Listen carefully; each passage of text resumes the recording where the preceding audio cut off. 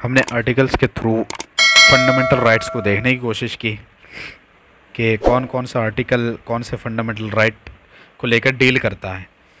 तो अब इनके अलावा एनसीईआरटी बुक में कुछ चीज़ें और भी दी गई हैं, उनको भी हम देख लेते हैं। एक चीज़ उसमें क्या है कि are reservations not violations of right to equality. जो हमने देखा था कि बहुत सारी जगहों में आप देखोगे रिजर्वेशंस दी जाती हैं कुछ क्लासेस को, या कह लें बैकवर्ड क्लासेस को, उनको रिजर्वेशंस मिलती हैं एडमिशन्स में, जॉब्स में और दूसरी अपॉर्चुनिटीज़ में। फिर हम राइट टू इक्वालिटी की बात करते हैं और दूसरी तरफ हम जो है रिजर्वेशंस भी देते हैं। तो क्या ये रिजर्वेशंस जो हमारा राइट टू इक्वालिटी है इसको वायलेट नहीं करती है ना? तो अगर देखा जाए कॉन्स्टिट्यूशन ने भी इस चीज़ को क्लैरिफाई किया है कि एक्चुअली रिजर्वेशंस की ज़रूरत है। रिजर्वेशंस जो हैं वो राइट टू इक्वालिटी को वायलेट नहीं करते। अच्छा, एक एग्जांपल से समझने की कोशिश करते हैं। देखो, मान लो एक क्लास है, उसमें जो है स्टूडेंट्स हैं। अब बहुत सारे स्टूडेंट्स हैं, टीचर पढ़ा रहा है ना?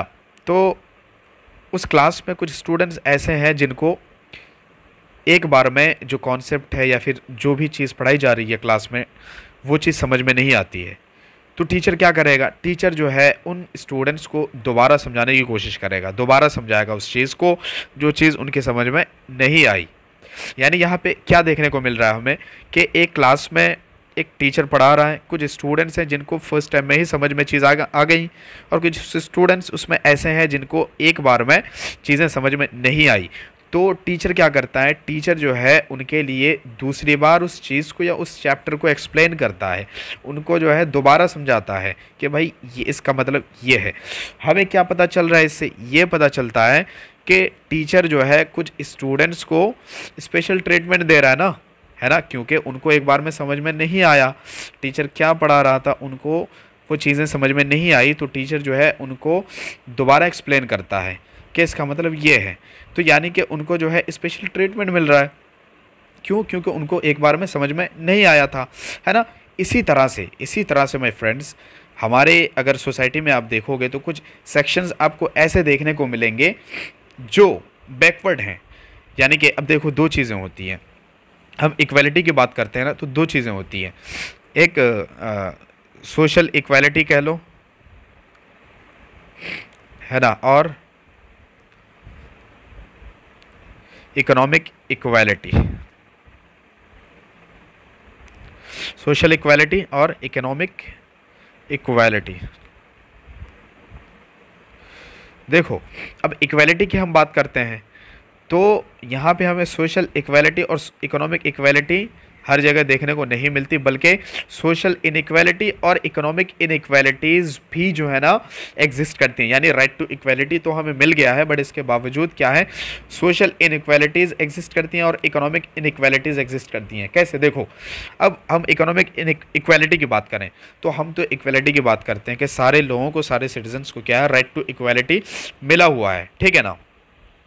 अब आप देखोगे एक तरफ जो है कुछ लोग अमीर हैं और कुछ लोग जो हैं गरीब हैं, है ना? हम राइट टू इक्वालिटी की बात करते हैं इन जनरल के, सबको मिला हुआ है, ठीक है।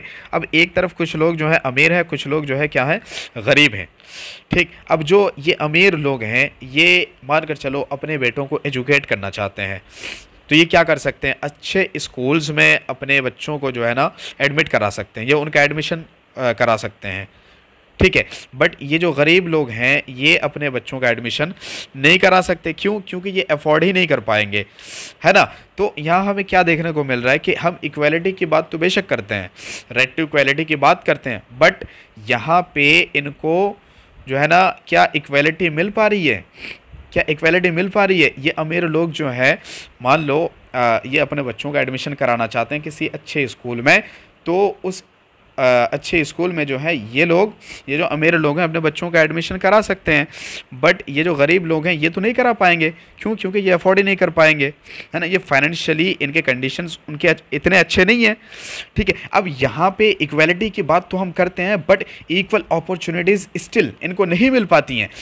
इस केस में क्या करना पड़ेगा, इस केस में अब जो ये गरीब लोग हैं इनके लिए कुछ स्पेशल मेजर्स लाने पड़ेंगे, कुछ स्पेशल प्रोविजंस इनको देने पड़ेंगे या स्पेशल स्कीम्स देने पड़ेंगे। कहने का मतलब ये है कि अब जो है, अब गवर्नमेंट को क्या करना पड़ेगा, गवर्नमेंट को स्कूल्स इस्टेब्लिश करने पड़ेंगे, इंस्टीट्यूट्स इस्टेब्लिश करने पड़ेंगे, जहाँ पे ये गरीब लोग अपने बच्चों को एडमिट करा सकते हैं, वहाँ पे उनको एडमिशन दिला सकते हैं, है ना। तो हमने क्या देखा, राइट टू इक्वेलिटी की बात तो हम करते हैं कि सबको मिला हुआ है, बट उसके बावजूद जो है ना ये इकोनॉमिक इनइक्वालिटीज़ तो एग्जिस्ट करती हैं, है ना। और इसी वजह से सरकार को क्या करना पड़ता है, इन गरीब लोगों के लिए जो है, अब जैसे हॉस्पिटल को भी हम एग्जांपल के तौर पर देख सकते हैं कि इनके लिए भाई हॉस्पिटल इस्टेब्लिश करो है ना, और इनके बच्चों के लिए आप इंस्टीट्यूट से स्कूल्स इस्टेब्लिश करो, ठीक है। अब उसी तरह से सोशल इनइक्वालिटीज़ की बात करें तो हम इक्वालिटी की बात करते हैं, but still social inequalities exist करती हैं आज भी कहीं ना कहीं, किसी ना किसी तरह से। कैसे, देखो अगर हम मैरिज की एग्जांपल लें तो आज भी आप देखोगे बहुत सारी जगहों में शादी करने में लोग क्या करते हैं, क्लास को देखते हैं, सेक्ट्स को देखते हैं कि भाई कौन से सेक्ट से अपने बिरादरी के लोग हैं या नहीं है ना, अपने ही सेक्ट के लोग हैं या नहीं है, कौन से क्लास से बिलोंग करते हैं, किस तरह के लोग हैं, ठीक है। ये चीज़ें आज भी कहीं ना कहीं एग्जिस्ट करती हैं ना। तो इससे क्या पता चलता है भाई, सोशल इनइक्वालिटीज़ आज भी मौजूद हैं। अब इसी वजह से आप देखोगे तो ये जो अनटचेबिलिटी है, ये टाइटल्स हैं, इनको ख़त्म किया गया, है ना। यानी कहने का मतलब ये है कि हम राइट टू इक्वालिटी की बात करते हैं, बट उसके बावजूद जो है ये इस तरह की इनइक्वालिटीज़ हमें देखने को मिलती हैं, है ना। इसी वजह से माय फ्रेंड्स, इसी वजह से सरकार को कुछ स्पेशल मेजर्स लेने पड़ते हैं, कुछ स्पेशल जो है स्कीम्स लानी पड़ती हैं एज इन पिछड़े लोगों के लिए या फिर इन बैकवर्ड क्लासेस के लोगों के लिए। इस वजह से हम यहाँ पे कहेंगे कि रिजर्वेशंस जो है वो इक्वालिटी का जो राइट है उसको वायलेट नहीं करते हैं, है ना। ताकि जो है इनको रिजर्वेशंस के थ्रू क्या मिलता है, रिजर्वेशंस के थ्रू इनको इक्वल अपॉर्चुनिटी दी जाती है कि अगर अब हम इक्वलिटी की बात करते हैं, बट स्टिल अगर आप जो है उस इक्वल अपॉर्चुनिटी को नहीं हासिल कर पा रहे हो, नहीं अचीव कर पा रहे हो, तो हम रिजर्वेशंस के थ्रू जो है आपको वो इक्वल अपॉर्चुनिटी देने की कोशिश करते हैं। इस वजह से हम कहेंगे कि रिजर्वेशंस जो है ये राइट टू इक्वालिटी को वायलेट नहीं करते हैं। And this is clarified by a constitution under Article 16 sub clause 4 कि nothing shall prevent the state from making any provision for the reservation of appointments or posts in favor of any backward class, है ना। कहने का मतलब ये है कि हमारे कॉन्स्टिट्यूशन ने साफ जो है क्लैरिफाई कर दिया है क्या, आर्टिकल 16 क्लॉज 4 के अंडर कि कोई भी चीज़ जो है ना स्टेट को प्रिवेंट नहीं करेगी क्या कि ये जो कुछ बैकवर्ड क्लासेस के लोग हैं इनको रिजर्वेशन दी जाए, इनके लिए स्पेशल मेजर्स ली जाए, इनके लिए स्पेशल स्कीम्स लाई जाएँ, तो इस चीज़ से जो है ना कोई भी चीज़ स्टेट को नहीं रोकेगी, ठीक है। And this is required for the fulfilment of right to equality of opportunity. And in fact जो है ये रिजर्वेशंस जो है ना ज़रूरी है right to equality of opportunity के लिए, क्योंकि अगर हम इस तरह के रिजर्वेशंस नहीं देंगे इन लोगों को, अब देखो आज के डेट में रिजर्वेशंस का किस तरह से इस्तेमाल किया जाता है या पॉलिटिकल डायमेंशन से हम नहीं देख रहे हैं, बट इन जनरल हम कंसेप्चुअल क्लैरिटी के लिए देख रहे हैं कि रिजर्वेशंस की क्या महत्व है, क्या अहमियत है। अगर रिजर्वेशंस हम नहीं देखेंगे तो बहुत सारे लोग ऐसे हैं जिनको इक्वल अपॉर्चुनिटी नहीं मिल पाएगी, इस वजह से रिजर्वेशंस ज़रूरी हो जाती हैं और ये राइट टू इक्वालिटी को वायलेट नहीं करते हैं। उसके बाद जो है हम देखेंगे आर्टिकल 20 में अगर हम देखें, अब आर्टिकल 20 के अंडर हमने क्या देखा था कि ये हमें क्या देता है, protection in respect of conviction for offences, है ना। तो इस आर्टिकल में हम 3 चीज़ें देखेंगे, क्या, no ex post facto laws, no double jeopardy और नो सेल्फ इंक्रिमिनेशन। क्या मतलब होता है, देखो no ex post facto laws यानी कि कोई ऐसा कानून है जो पहले नहीं था, है ना, बट अब ऐसा कानून जो है बना दिया गया।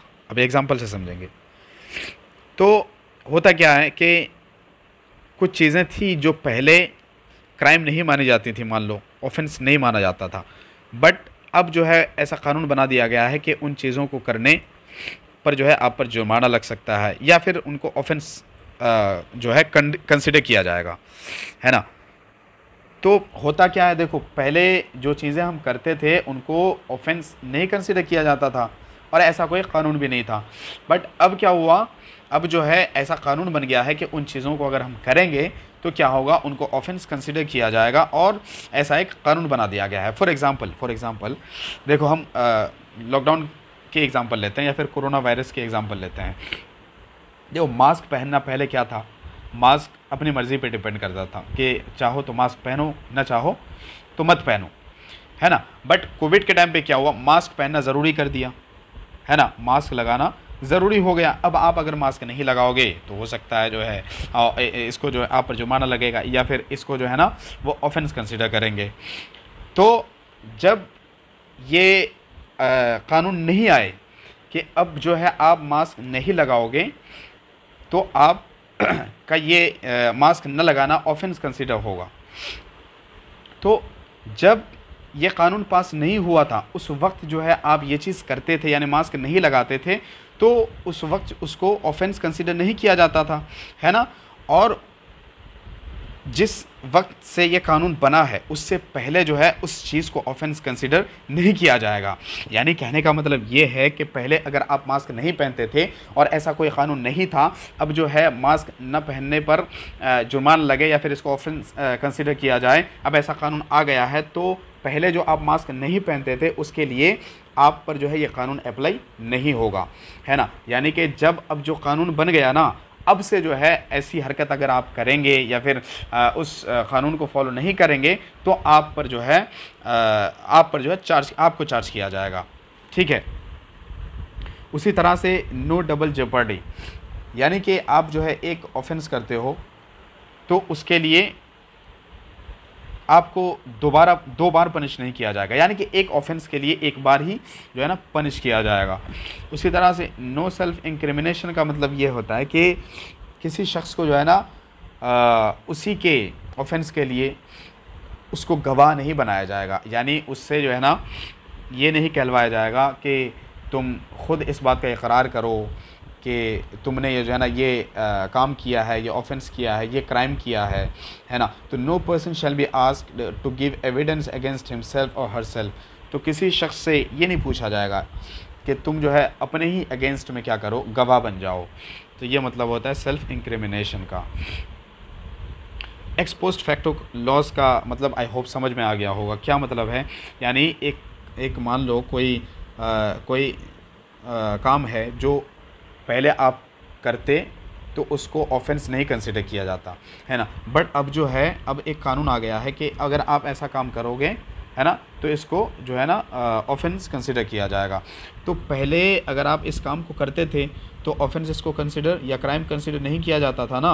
तो अब जो कानून आ गया है तो पहले जो आप ये काम कर चुके हो, अब पहले किए हुए उस काम के लिए आप पर यह कानून जो है ना अप्लाई नहीं होगा। यानी कि जब से ये कानून बना है तो अब से जो है ना ये चीज़ आप पर अप्लाई होगी, ये चीज़ लागू होगी। अब आप अगर ऐसा काम करोगे तो उसको ऑफेंस कंसिडर किया जाएगा और आपको चार्ज किया जाएगा, ठीक है। उसी तरह से फिर हम आर्टिकल 21 को देखें तो इसमें हमने क्या देखा था, no person shall be deprived of his life and personal liberty except according to the procedure established by law. तो इसको हम ढंग से देखने वाले हैं, इसको दूसरी वीडियो में देखते हैं ताकि ये वीडियो लंबी ना हो जाए। इसमें हम बात करेंगे प्रोसीजर इस्टेब्लिश्ड बाय लॉ की, फिर जो है हम बात करेंगे ड्यू प्रोसेस ऑफ लॉ की, और इस आर्टिकल से जुड़े 2 केसेस भी हैं, एक ही गोपालन केस, मेनका गांधी केस। ये देखने की ज़रूरत तो नहीं है बट समझने के लिए हम जो है ये चीज़ें आप लक्ष्मीकांत में पढ़ोगे, बट समझने के लिए हम फिर भी ब्रीफ में इन चीज़ों को भी एक्सप्लेन करते हुए चलेंगे।